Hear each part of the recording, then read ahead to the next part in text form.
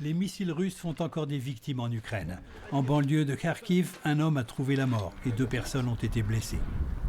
À Odessa, c'est un entrepôt du port qui a été détruit, faisant un mort et un blessé. Pourtant, encore une fois, les autorités ukrainiennes affirment avoir abattu en vol la presque totalité des missiles russes, 29 sur 30, dont des missiles Kinjal. Mardi déjà, l'Ukraine avait annoncé avoir intercepté 6 missiles supersoniques Kinjal, la fine fleur de l'armement russe. Ces missiles étaient réputés imparables, ce qui serait un coup dur pour Moscou. Des débris de l'un d'eux ont même été exhibés le 12 mai par un expert d'un laboratoire militaire de Kiev avec à l'appui tous les numéros de série.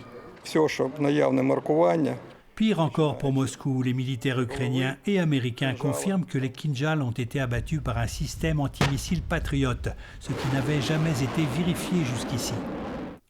Coïncidence troublante, un groupe de scientifiques de l'Institut de mécanique théorique et appliquée de Novosibirsk signe à l'unanimité une lettre ouverte pour faire libérer 3 des leurs, des concepteurs justement des fameux missiles Kinjal arrêtés pour haute trahison.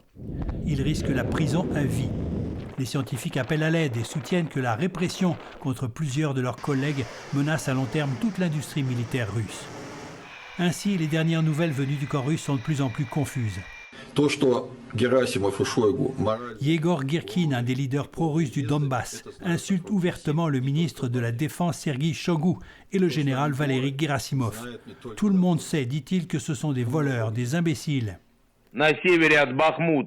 Et le chef du groupe Wagner, Evgeny Prigojine, prédit encore une fois la catastrophe.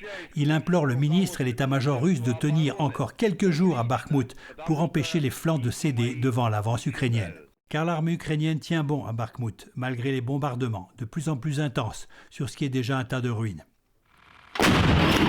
Elle tient encore grâce à une seule route d'approvisionnement, en vivres, en armes, en renforts et pour évacuer les blessés. L'objectif est de tenir jusqu'à la contre-offensive, dit Joker, ce chef d'unité d'artillerie. Si la route est coupée, tout le monde va mourir. Ce sera la même chose qu'à Mariupol. Could be something like happened to Mariupol. Jean-Michel Leprince, Radio-Canada, Montréal.